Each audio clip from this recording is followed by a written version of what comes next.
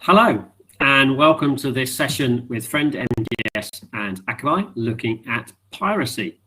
I'm delighted to be joined in this session by Simon from Friend MTS and Ian from Akamai. Welcome both. Simon, I'm going to basically relinquish my responsibility to set the scene over to you, if I may, in terms of what we're going to talk about today, and for you to elaborate a little more on your collaboration with Akamai. Yeah, I think the theme today, obviously, it's at a high level, it's the piracy problems. That's what we want to give some insight into the scale of the problem, how it's impacting the industry right the way across from really from glass to glass, end to end, from production right the way through to consumption. It's a very broad issue with a large range of problems. Consequently, there are a lot of us involved in this space, both trying to secure delivery and also then trying to actually counter the problems as we find them and proactively preempt the problems, obviously. From my side, I'm Simon Hanna. I'm the Regional Vice President for Friend MTS. We're an anti-piracy service provider. We exclusively focus on the anti-piracy space, so we collaborate with lots of partners such as Akamai and lots of security delivery companies, businesses whose business is to ensure that content is securely delivered. But again, we tend to get involved then when people actually go out and steal the content. So that's the bit we work on. We complement the delivery security companies, but we exclusively focus on the anti-piracy piece ourselves. Ian? Yeah, thanks, Simon. Nice intro. I'm here for the same thing. So we're going to talk about piracy. We're going to talk a little bit about some of the things that we see happening in the market. And from an Akamai perspective, obviously, companies will probably know us in the media world best for the work we do around video delivery and games delivery and so on. But hopefully, people will also know that Akamai has a very strong cybersecurity practice and covering a range of different facets. And of course, video piracy, which is a major challenge to many of our customers around the world, is a big part of our investment, both in terms of products, but also in terms of skill base and holding collaboration and partnerships with companies like Friend MTS who complement things that we do. And part of the reason for that, for clarity, is we believe that piracy is a problem that no one company can fix. And I think anybody who works in this space would concur with that. So we definitely work with many of the leading practitioners, and Friends MTS is a very valued partner of ours. Great stuff. So I guess from your introductions, piracy isn't going away. So Ian, give us your view in terms of the extent of piracy in the industry right now. Yeah, it's a question I get asked almost daily, and the reality, Darren, is no one knows. I think there are broad perspectives which most of us would kind of go, yeah, directionally that sounds about right. But the reality is we don't know, and the reason for that is quite simple. Firstly, the measurement which is out there is predominantly driven by companies like Akamai and Friends and others, but we only see what we can see. Research into this area at a sort of national or regional level is scarce. In fact, actually, I'd say probably some of the best is done here in the EU globally. So I think the EU's got a fairly good sense of what's going on, but other parts of the world do not. And then the reality is that educational bodies, and again universities and research organizations, they do some good work, but they're limited in what they can actually do. So the answer is, Darren, we don't know. And I would suspect that the problem is bigger than we actually think it is. And I'm not being alarmist. When I look at the figures for some of our customers around the world, then it would certainly point me towards a significant challenge and not something necessarily that is going away anytime soon. Simon, do you agree with Ian's view? Absolutely. The point that if anybody ever comes along and says, this is the problem, 6 figures and 4 decimal places, they frankly are, I wouldn't say they're entirely making it up, but they are inevitably starting with some relatively shaky figures and wildly extrapolating them to come up with a big number. And that's often the extent of it, lies and damn lies and statistics. But certain things are true, and we all know, obvious. It is a multi-billion-dollar business, piracy. It's a commercial arrangement. That we talk about organized crime, and it's not simply that's the persona. There are a range of personas of pirates and pirate consumers. It's complex, it's nebulous, but it's a big business, and there are big numbers involved. Also, what's obvious, content is valuable. Content is not cheap. Content is not sold for free, and generally anything that ticks all those boxes is going to be stolen, and it is stolen. It's stolen because people want to consume it, but it's also stolen because a lot of people don't want to pay for it if they don't have to. There are obviously lots of reasons, and there's lots of thinking around how you can motivate people to consume legitimate services, but the fact is right now lots of people are looking for free content, stuff they don't have to pay for, and they want the good stuff. So piracy is a big problem. It's a multi-billion-dollar problem, and it's only going one way at this point, because if you are the kind of person who wants everything, and lots of people are, the bills are going up and up and up. Subscriptions are going up and up. There are more services coming along, more direct-to-consumer content. It used to be reasonably simple a few years ago. You could just have a one satellite subscription, which may get you, wouldn't get you everything, but it would give you probably 90% of what you wanted, and you may be happy with that. Now, inevitably, those of us that are into TV more than others, we might have 5, 6, 7, 8 subscriptions on the go at one time. And if you actually look at the numbers, and you actually bother that up at the end of the month, you might be quite upset with yourself how much money you're actually spending for your TV these days. So this is what drives piracy, and it is, it's big business. So. Yeah, just a quick addition to that. I mean, I think Simon's kind of hit on a couple of points there. So big business, and I think if you look at the profit margins that pirate groups make, and organizations like FACT and others have done lots of research into that, is significant profit. You're looking at organizations which can generate as much profit and revenue as the drugs trade globally, without necessarily the punitive, criminal and legal structures that would prevent them from doing it. So, that's why it's such a lucrative trade. So. Yeah, and also it's a global business, I would add. Piracy is not bound by geo-restriction and contractual clauses which state that you must stay within your local domain. If you're stealing content as a pirate, you don't care where your paying subscribers are. You'll give it to anyone in the world who wants it, frankly. Well, it's an interesting analogy you made, Ian, to give us all a view of the size, if you like, of the issue. And Simon, you were talking about, I guess, during the pandemic, viewers' habits and viewers' consumption has changed significantly because of the pandemic. So, with that as a background, what are the current piracy trends you're seeing? Yeah, there are evolutions in the delivery, both the types of content being delivered and how it's being delivered. I've always said, rightly or wrongly, you may disagree with me, but I've always felt that it's live sports that move the needle with piracy, as it was live sports that originally drove digital TV way back in the late 90s. Live sports is heavily monetized, heavily monetizable, and relatively easily monetizable on a recurring basis. So if you're a pirate and you want to sell something that someone will pay for month after month after month, sports is the deal. That said, movies is always talked about, Hollywood movies. Sometimes it's been a bit of a red herring, the movie space, but what we've certainly seen in the last year or so, there's more direct-to-consumer movie content going out there. All the physical film festivals that weren't able to go ahead, they were forced online very quickly, and they've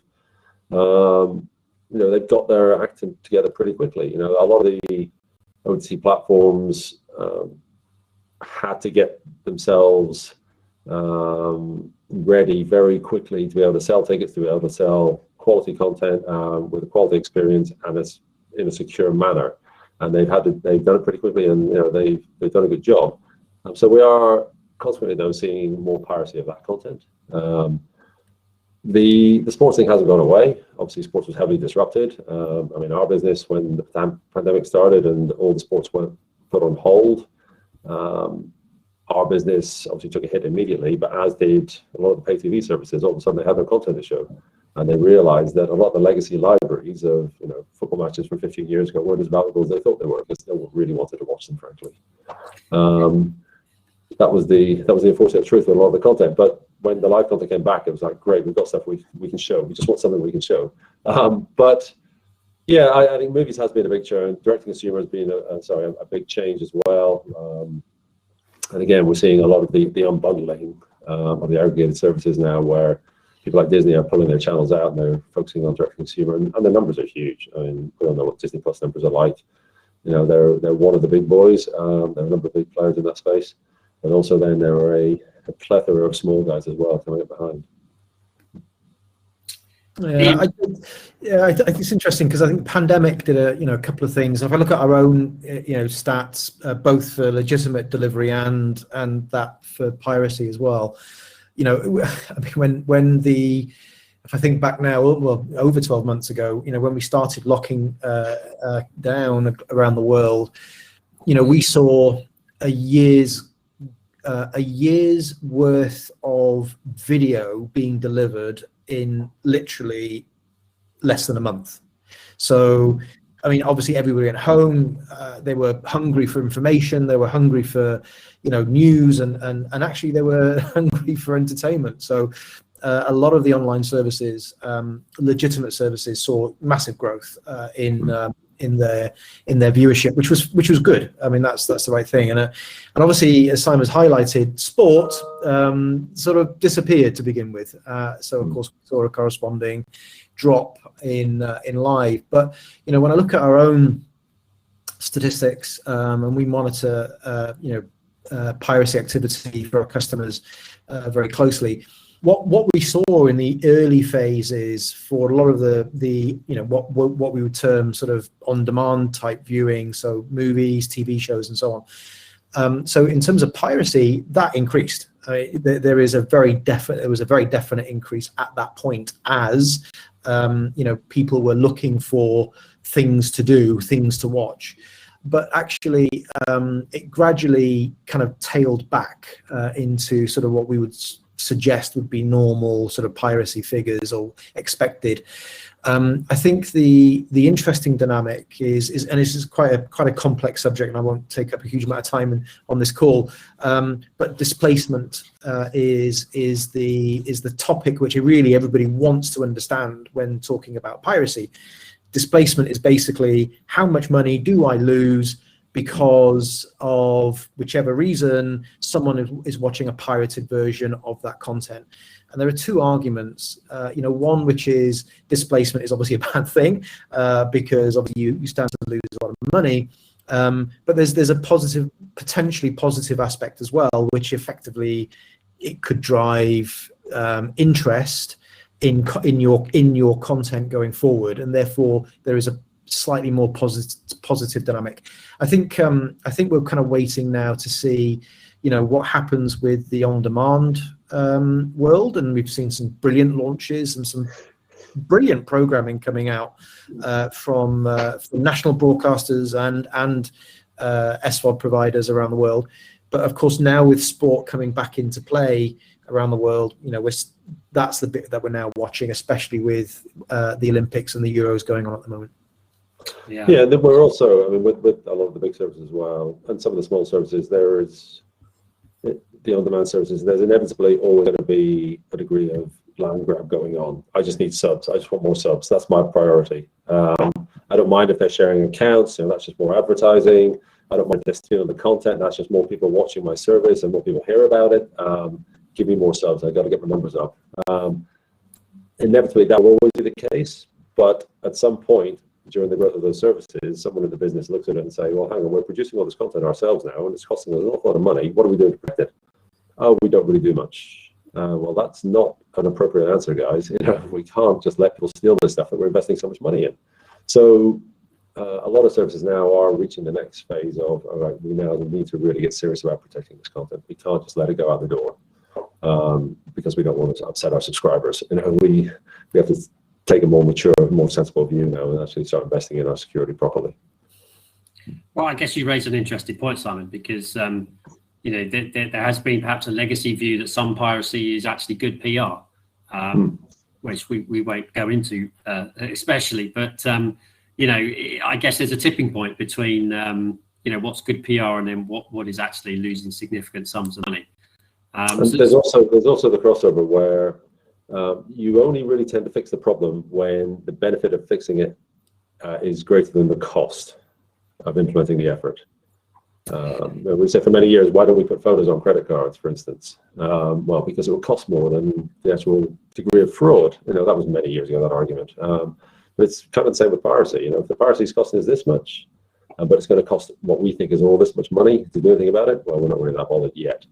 But ultimately, at some point, you reach a point where the theft is making a real impact on your business, and then you understand that actually I can get most of this back for not much investment in anti-piracy technologies and services. Well, we're treading the fine line on talking about elephants in the room. So let me throw that at Ian and say, Ian, what is the impact of piracy, especially to the different stakeholder groups like rights holders, distributors, content owners, and to directly hit the elephant in the room? Is there a definable ROI on anti-piracy solutions? Yeah, I'll come on to the ROI in a minute. It's a great question, and I think again this is up there with how big is it? What's the actual impact? And I think Simon's been waxing lyrical there about revenue loss, and I think let me touch on that point very briefly. Revenue loss is definitely there, okay, and the amount of revenue lost within any particular organization is a complex thing to analyze. And is unique. It's unique to the type of content that they are distributing. It's unique to their business model and so on. So that requires a bit more thought. But I think one of the things which I've been very aware of when I'm engaging, certainly with our customers, is many are now kind of waking up to the strategic impact across the entire value chain. So what I am going to say is, piracy impacts all organizations, either directly and or indirectly, and that is a fact, and we've shown that on many occasions. But and the reason is because piracy has the effect of completely undermining the basis on which our industry survives, and that is effectively licensing. So by removing the concept of either territorial or time-based exclusivity, you effectively undermine commissioning as it stands. Why would anybody buy rights if it's not exclusive? Or certainly they wouldn't buy rights at the level or the amount that they can command today, and that has a knock-on impact to things. And the big one is jobs. The number of customers and organizations and actually individuals I've spoken to on this topic over the last certainly couple of years have kind of said, well, the industry is staring this problem in the face, and the reality is if you undermine the foundation on which this industry is built, there will be damage. And I'll give you some there's some great examples which you can search, and you'll see independent producers coming out and saying this now as well. But I remember a great case, which was Hannibal, which was a TV series. Actually, it was an excellent TV series that was being run in the US by NBC. And it wasn't doing particularly well with its ratings, so they canned it. And when you look at the actual program, at the same time as NBC airing, it was actually one of the most pirated programs in the world at the time. And so, if those viewers had kind of, certainly US viewers who had access to it were watching it legitimately, maybe that program would still be running, or certainly would have had a longer time span. So I think for me, yes, there is a revenue impact that is pertinent to, I'll come on to ROI in a minute, but that's pertinent to different organizations. But I look at, other industries, and I'm not going to necessarily call it out, but look at music. Piracy will fundamentally undermine the foundation on which this industry is built if we're not careful. And I think we're starting to see maybe shoots of that occurring in maybe some of the sports franchises. We've seen some, some difficult scenarios where contracts have been effectively cancelled because they're no longer exclusive, and that in essence is the crux. Now, in terms of ROI, again, this is an incredibly difficult subject because I've had discussions with various customers who said there's no way that we can ascertain any form of definitive ROI, because we can't see if we stop a pirate or someone viewing a pirated copy that they're going to come back in and start viewing a legitimate copy. It's a really difficult one to define. I think what we have seen, and if I look at the work that organizations like Friends have been doing in terms of much better quality monitoring of real-time piracy occurring, we do the same because the advances have been made in analyzing what's going on, situational awareness, and this is something that we talk about quite a bit. So situational awareness has improved so much that you can start to see trending information, which then pertains to ROI. Is it exact? No. Is it something that will ever be exact? I'm not sure. I certainly don't think so. But can we support customers who are looking to, drive a better security posture within their business, and deal with this piracy situation? Yes, I think we can. Yeah, I would add to that on the ROI side. It's a question we're often asked when we are talking to prospective customers is, okay, what is the ROI if I spend so much money with you guys? How is it going to take to pay back, and how much am I going to make out of it? And so, well, frankly, we can only help you to work it out retrospectively, and that's why our approach often with most customers is, we allow them to start small. Just invest a little bit, just to develop both their knowledge, their understanding, their skills, their technical awareness, but also then a little bit of investment to just develop their business insight, to understand the business impact. And then they can build a business case off that. They can see that, well, we tried this and this is what happened. We saw an uptick in subscribers in the next quarter. Therefore, well, that was all we were doing, and we didn't really have any other attributable forces that would impact our subscription numbers. So we believe it's been heavily driven by this anti-piracy activity. Therefore, it's now worth further investment. So that's often our approach. If we go to a customer and say, right, we want a load of money to do this big bang rollout anti-piracy solution. Okay, what's the ROI? Well, we can't really tell you. Well, I'm never going to get signed up for that. So often our approach has to be to allow them to just build their understanding. Go on in. No, sorry, Simon. I'll make the point when you finished. Okay, I was going to say on the monitoring side as well, there are different aspects of monitoring. There are certain truisms that the more content is stolen, generally the more popular it is.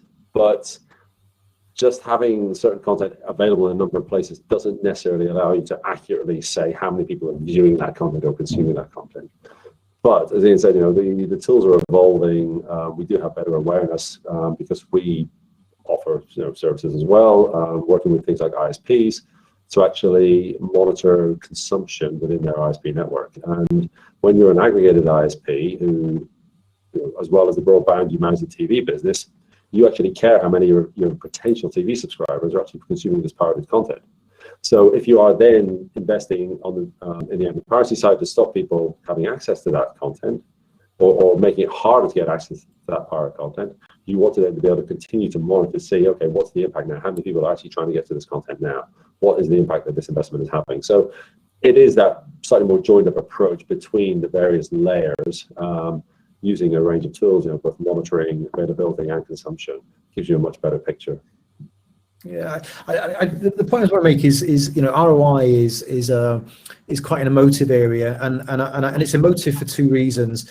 So if you think about the ecosystem that is media, there are many different organizations globally who are either involved in the production or distribution. And the reality is this, one weak link somewhere in the chain, and the investment made by others is effectively null and void. And so if you look at organizations like Movie Labs and MPAA and actually many sports federations now who are starting to make some positive steps. I'm using that word carefully. Positive steps towards protecting the ecosystem. Then things will get better. But today, without there being a better realization of the impact that lack of activity is in some areas of the world or some areas of the value chain is having on the investment being made by others. And that's a really difficult thing to square. So, if you're a distributor of a movie in one part of the world and another distributor in another part of the world hasn't invested in the right area, then anything you do is null and void, because that same content can effectively be stolen by the pirates. So this is a wider problem. It's not just a technical problem; it's also a legal and regulatory problem as well. So it's a really hard area. But if we don't make positive moves forward, and I certainly we welcome what Movie Labs is doing as an example. Talking about zero trust within the production framework, then what's staring at us is that sort of impact I described, which is much more strategic to the industry, and that's undermining the foundation of what we do. Yeah, and we work in a space. The picture we tend to have quite often is an environment where we have a content owner distributing content to a number of channel providers, programmers, broadcasters, who are then playing out on their own platforms or licensing their channels to third-party platforms, other companies, other businesses. And each of those layers, they need to really have the right thought process around why do they need to protect the content. But the content owner, once they've licensed the content, they could think, well, that's all right now, I've got the cash. I don't need to really worry about this anymore. It's their problem. But what's going to happen is if the value is being diluted because certain distributors are not protecting the content properly, or certain channels are being stolen and nobody seems to care downstream, other broadcasters are going to come to the content owner next time around and say, the value's gone. We're going to give you 30% of what we paid last time because that's all it's worth to us now, frankly. Similarly, with the broadcasters, they think, well, why should I bother? No one else is bothering. But also, it's not actually my content. It's just my channel. Well, people are stealing your channel, and they're stealing everything. They're not just stealing the football, they're taking the channel 24 hours a day, every day of the year. So you've got to protect your channel, and you've got to work with other broadcasters to put pressure on them to actually take measures as well. And then with the operators, the platform operators, they need to view this as not a tax on carriage, or if you want to carry our channel, you've got to put technology in place to protect it. But that's not a tax on carriage. That is allowing you as an operator to preserve your business, to keep your subscribers, to keep your business going. Because if you don't do it, and people are stealing those channels from your platform, they're not going to be paying your subscriptions. They're simply going to be watching for free from a pirate service, or for a lot less than you're wanting to charge for the content. So everyone has to have the right mindset, the right attitude of what they're doing and why. What is the reason for this? Ultimately, it's about preserving your business. Well, I think it comes back down to the point Ian made, which is, dealing with piracy is not down to one company. It has to be a whole group and collective approach to it. Simon, we prepared a slide in advance, which I'm going to share with the audience now, and maybe you can talk us through, who is actually doing the piracy, and why and how they're doing it. Yeah, I think the purpose of this slide, this came out from the discussion I think we had beforehand. It's really just to show the complexity of this ecosystem. It's not really, in some people's mind, piracy, it's simply somebody steals it and I get it, and that's it. Whether I pay for it or I get it for free. It's a very simple model. Well, actually, it's more complex than that. And what we're showing here, really, on the left-hand side, we have the legitimate services, a whole range of legitimate services, on-demand, movies, sports, satellite, cable, OTT, whatever, D2C services. The whole range of legitimate service to which you can subscribe. And on the right-hand side, then we have the pirate consumers who don't want to subscribe. These are the people who basically don't want to be paying for the content, and they can be they're obtaining content from pirate services, which could be paid pirate services, subscription services, some of them highly evolved subscription services, or it could be free from a pretty shabby looking website with or ad supported. Often some of the advertising you necessarily want your kids to be looking at, but there's a range of pirate services available. And where do those pirate services get the content from? It's occasionally, but more often than not that often, the pirate services could be taking content directly from the legitimate service. In that case, we're talking about restreaming in this case. So here we see the second level from the left of the restreamers. So where content is being securely delivered to an end device, there are no leaks in the chain. Pirates ultimately, they have to grab that content, either take from an HDMI port on a device or screen scrape it off the screen, re-encode it, and restream it. So there's at least you're making the pirate put a bit of effort into it and spend a little bit of money on it, but they are capturing the content and restreaming it. But what do they do next? Well, sometimes those restreamers are providing content directly to a pirate service.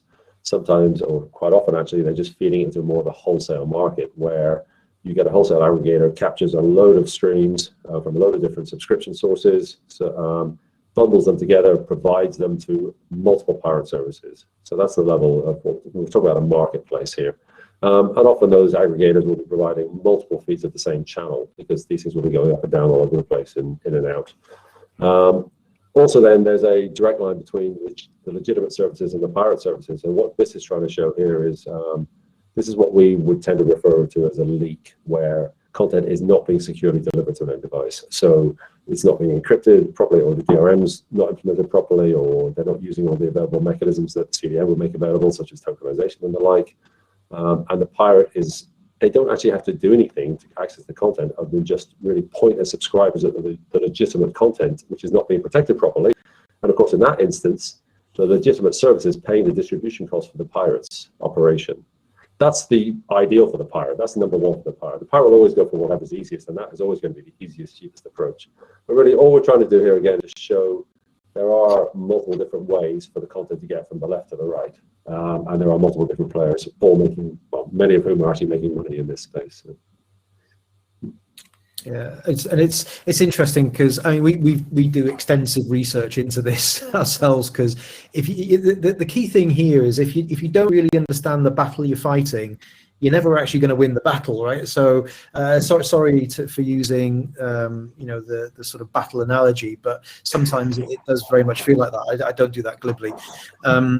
So I think what's important to understand it from our perspective are those groups, and as Simon's articulating here, it's complex, and we sort of see we sort of classify into sort of 4 or 5 different groupings, and what we try and do is understand their motivation. So, for example, one group which are not really generally involved in live, but very much for after early release, other content, other release groups, and this is these are very well structured, small groups of individuals who are technically very proficient and are motivated. So they are generally actually very reminiscent to the Juarez scene back in the sort of 80s and 90s, where games were being ripped and distributed. For anybody who remembers that, these are effectively the leftover from that scene. And what's interesting is the attack methodologies that they use are very sophisticated. So, for example, they are hacking into storage systems. They're hacking into edit systems. We actually tracked one group who were pulling audio and video assets from the edit timelines, restitching back together, and they had an asset in the clear. I mean, it literally, they are going to get in because they're that motivated. So you need to think of a range of defense parameters that will effectively stop it. And so, again, looking at the MPAA and what they've been talking about in their future production paper, we totally agree with. And then you've got groups which Simon's alluding to here, such as site operators. Now, they're motivated by profit. So if you put things in their way that will reduce their profit because they've got to spend more time trying to get at your content, you're gonna be a little bit more effective. And so it's really important to understand all of these groupings and how these pirates operate and what their motivations are. And then you can start to put the right defenses in place. So from our perspective, we put a lot of effort into this. We write about it extensively. People can find papers on akamai.com on this if anybody's interested. But it's a really important thing to understand. Yeah, absolutely. And I guess that's something we're going to talk about in a second in terms of what effective and meaningful ways we can address these different groups in the different stages of piracy. I'm going to try and dig up another slide in a minute that Ian's prepared for us. Whilst I do that, Simon, if you look at the actual end user, the consumer, I guess from a piracy perspective, there's a tipping point, right? You want them to maybe get a service that's not good enough, and so that they don't mind paying the price for the proper service. Is that a kind of a psychological battle, to use Ian's phrase? Is that the psychology behind that? Well, the word we tend to use is disruption. Anti-piracy, as much as anything, is about disruption. Any service provider or any content owner who just wants a magic, silver bullet to fix all the problem in one go and not buy that, they're probably not going to get that. Because piracy and security in general, anti-piracy, it's a living, breathing thing. It's always changing. It's always moving. If you think of the analogy with your PC and your antivirus definitions, what you have today won't do the job in 12 months' time. It might not even do the job next week. So the pirates are trying to counter what you're doing, and you're also trying to keep ahead of them as a service provider. That's the difference between being a service provider and a technology tools vendor. We are a service provider, because as soon as it doesn't work, no one's going to pay us for it, and we can't expect customers to pay us if the service doesn't do the job anymore. So that's part of the business. But what you're trying to do through providing these services is you're trying to disrupt the pirate operation. You're trying to make it both harder for the consumer to get access to the content, and also to degrade that experience, and also to make it harder for the pirates themselves to source the content in the first place. There's different tools for that. So ultimately, if the pirate consumer is struggling to watch the game or watch the movie, or the quality is rubbish or it keeps going down, and some of them, there'll always be a guy who will say, well, I'm really clever, I've got access to 45 different streams and I just change it every 5 minutes when I need to, when the stream gets pulled. Or, I'll pay for a VPN and it'll give me access to this one over here. And all right, they're always going to be there. There will always be the seriously motivated individuals who just don't want to pay. But there's a tipping point for other people where, frankly, it's not worth the hassle, it's not worth the expense. That free service isn't free anymore, because I'm both having to pay for it and I'm having to sign up for a VPN. I'm having to do other things.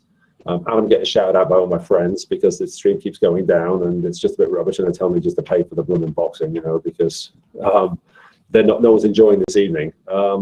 Ultimately, if you make the experience that poor, they will realize that actually what the legitimate service is providing is actually quite a high quality, well produced, well put together experience that is actually worth paying the money for, and that's ultimately what you want them to decide. Can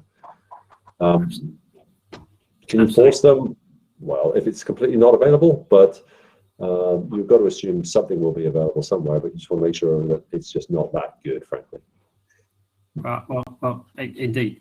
Thank you for sharing that view. I mean, Ian, I've managed to get your asset together. Can you talk us through the slide and kind of what type of attacks that you are seeing, and how you can maybe best address them? Yeah, so I mean, to set the scene on this one, this is actually I pulled some data from a sports tournament that we were monitoring and protecting recently. I'm not going to name the tournament, and I'm not going to name the customer in this scenario. Unfortunately, that actually just opens up our customers to further attack. But basically, what was quite interesting is we had one of our situational awareness monitoring tools in place. So we were monitoring, before the tournament and during. And what we kind of found was a very a very interesting, well understood set of probing throughout the entire workflow. So when we talk about piracy, we often talk about piracy in the sense of it's a stream or a linear feed is being redistributed. Well, actually, piracy takes place way before that. And a lot of the services we put in place, we try and actually just stop piracy happening in the first place, or certainly make it, as Simon was saying, very unattractive for people to try and pirate content. So, in this scenario, we saw a range of different attacks. So, for example, the customer was using both long and short tokens in terms of their streams, and what the pirates were doing is grabbing some free stream element, stitching all those together, and then they had effectively a long string of tokens which gave them access to a full stream. We can easily see that happening, and we can stop it literally in seconds. But then what was occurring was that they started to get a little bit more sophisticated. So, for example, they started DDoSing. That's a denial of service attack for those who maybe not familiar with the terminology. Basically, they started DOSing the APIs that the client was using within their playback architecture. And you saw some pretty significant DOS attacks happening. Now, again, when you see that occurring, you can stop it, and we could put measures in place to stop. They were exploiting, and I guess this is quite an interesting one for us.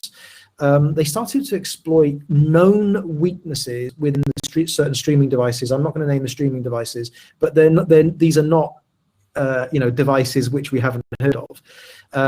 But they had identified these, and they started to attack.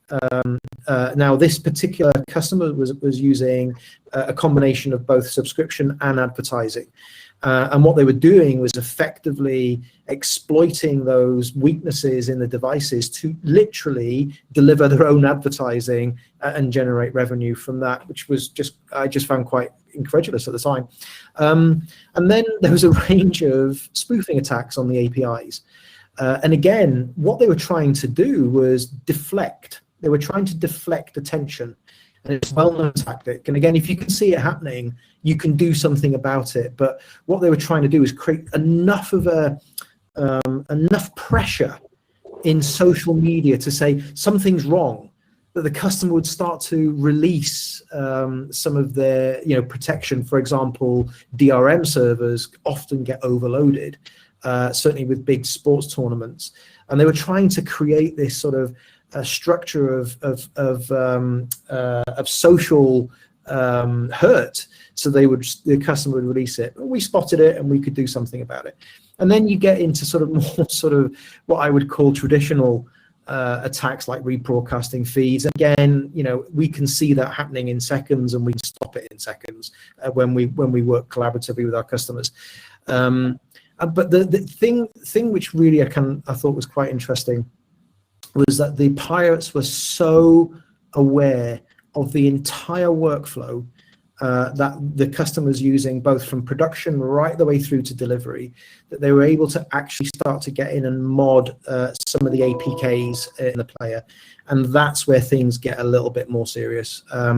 So I thought I'd give this as a sort of example of the range of attacks that you can see, and these are highly sophisticated. These are technically very proficient individuals, and as Simon said, they're probing for weaknesses. If there is a weakness in the value chain, they will find it. Yeah, I'll just add to that as well. Ian's talking about attacks there, but traditionally people think about attacks as trying to disable or cripple or take down. DDoS is just to be nasty and take down a website. In this case, it's there, as Ian said, to cause distraction, to try to weaken the delivery, ultimately to enable theft. This is all about enabling theft. Pirates want to get access to your content. They don't necessarily want to take down the service. Potentially do that to then draw subscribers to their pirate service, because the quality of the legitimate service maybe isn't as good. But generally, the approach is trying to get access to your content, whatever way possible. And that the example Ian said there about seeing DRM being relaxed on certain events, we have seen this multiple times where services get overloaded and they just start pulling some of the protection just to ease the path of the content, and then it's basically free for all at that point. Once you're free to air, you're allowed to be stolen. So I think sorry, Simon, I think one of the things I'd like to leave on this one is if you look at Friends MTS and their web pages or ours or many of the anti-piracy providers out there, there are actually very, very good case studies like this that will help people think through the kind of range of challenges that they might encounter. Now, I would hope that a lot of organizations would have relevant technologies in place to deal with this kind of thing, but there's lots of assets out there. I know Friends do a great blog. I read it often on various things, and we've written extensively actually on case studies like this. So there's lots of help out there that people can utilize. Yep.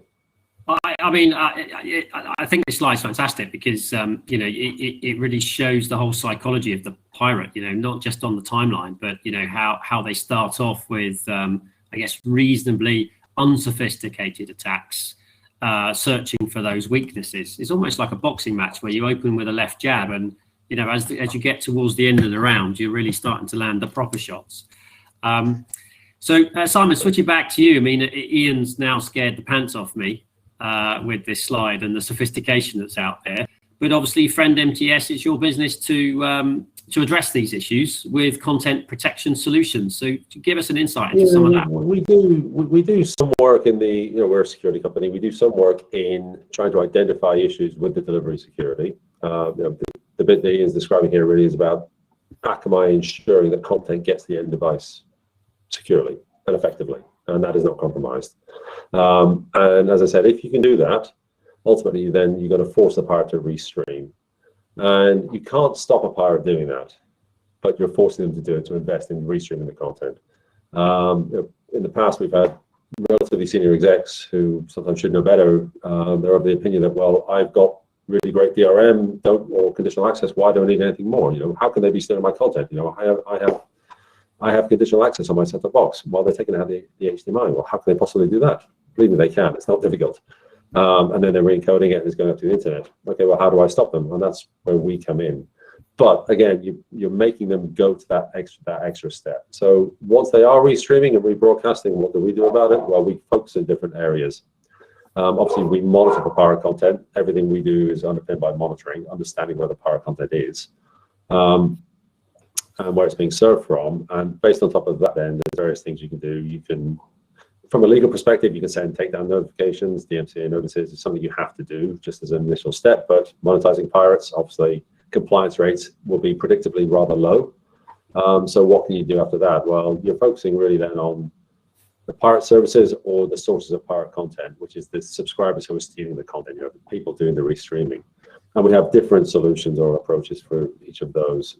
We would say the people who are doing the restreaming, that's where we use something that's called subscriber level identification or forensic watermarking. So the content that gets played out and stolen from the end device is uniquely watermarked. So when we find it through the monitoring, we're able to identify the account with the subscriber or the smart card that was responsible for sourcing that content and providing it to the pirates.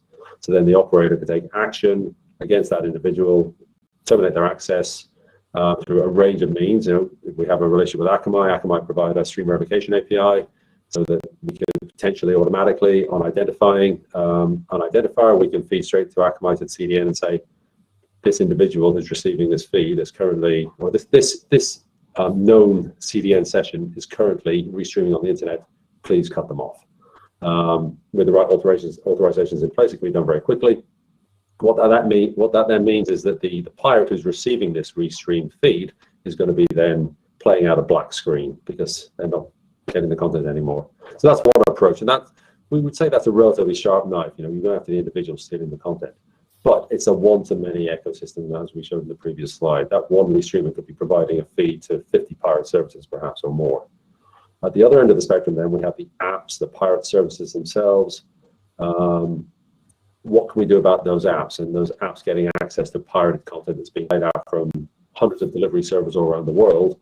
While at the other extreme, we come in with the relative sledgehammer, which is delivery server blocking.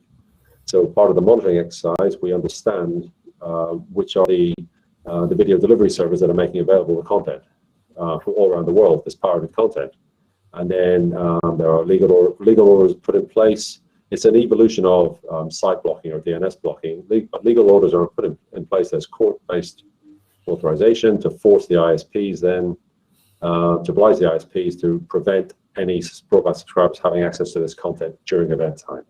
And this is something that's actually quite widely deployed now, and it's hugely effective. Again, it's a relative sledgehammer approach, but it's been hugely effective. So they're the kind of the types of tools that we make available just to go after different parts of that ecosystem, either after the restreamers or after the pirate services themselves. Great. Well, that's good to hear. We're kind of running out of time. So, Ian, if I can maybe ask you to finish off by taking a bit of a helicopter view and saying, how can the media industry address piracy in an effective and meaningful way? It's a great question. So we often look at this in sort of three key areas, right? So Simon's described some really great technology, and technology is part of the answer. That's without a doubt.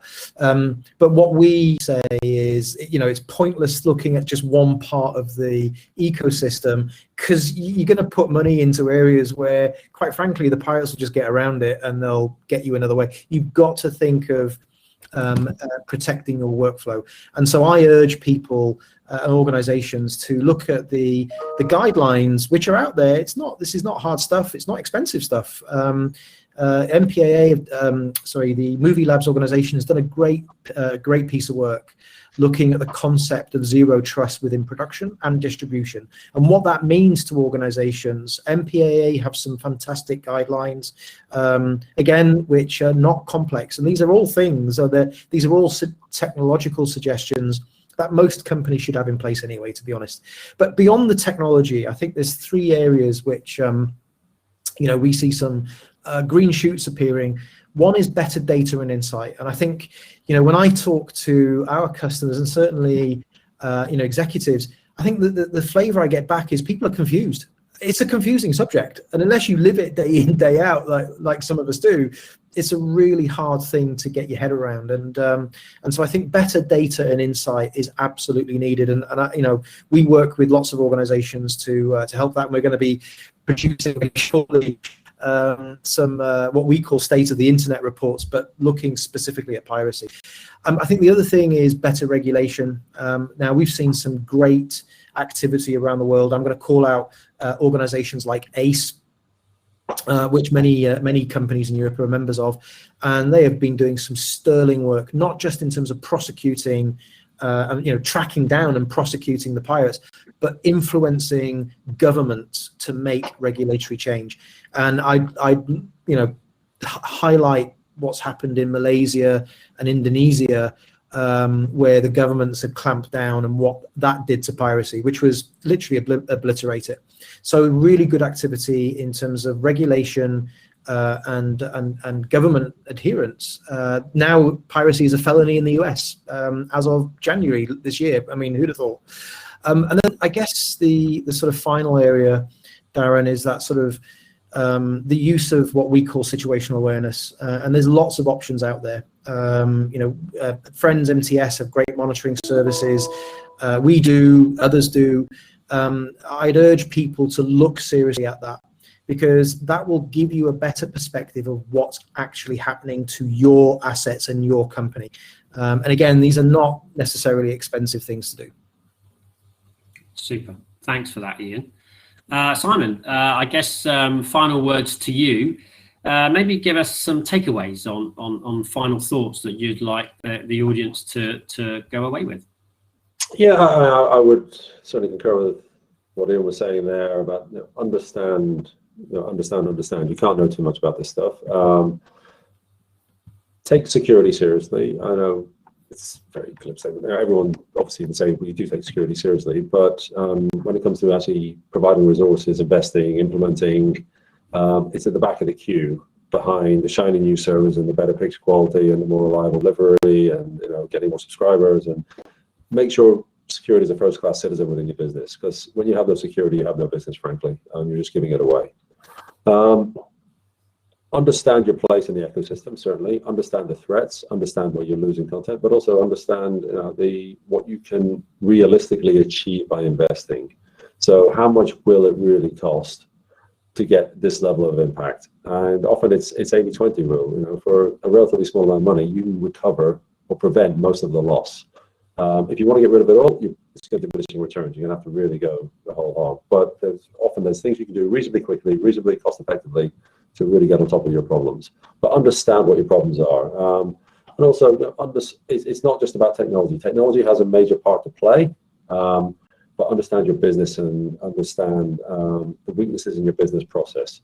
So if you're a satellite service provider, for instance, and you don't really know your customer, and it's quite easy for a customer to have a stack of smart cards on the floor next to them, there's no point investing heavily trying to identify those smart cards and take them out one at a time at great expense, because they're just going to be plugging another one in. Same with OTT accounts. If you're giving away free week trial accounts, pirates are going to be exploiting that. You've got to understand that. So there's no point, again, spending a load of time and effort trying to take out those free trial accounts when they're just being signed up, faster than you can take them down. So it's a business process thing as well. But finally, engage with us. Absolutely. We don't keep this stuff to ourselves. We want you to understand both what we can do and what we think you can do. Because you can't have too much education. You absolutely can't, because it's in all of our interests, for customers to absolutely be very aware of what it is that we all do. So well, thank you so much. Well, thank you so much for sharing that. I mean, I guess my takeaway from this is that, it's nice to see that broadcasters and content owners are finally have a change of attitude towards piracy. It's no longer just about free PR. It is a more serious issue, and it's a growing issue. And it's nice to know that there are businesses and suppliers out there that can help them deal with that. So to our audience out there, thank you so much for watching. We are pushed for time, so we're just going to have to end this here right now. My many thanks go to Simon and Ian for joining me on this chat and for sharing their news and views. Thank you. Thank you.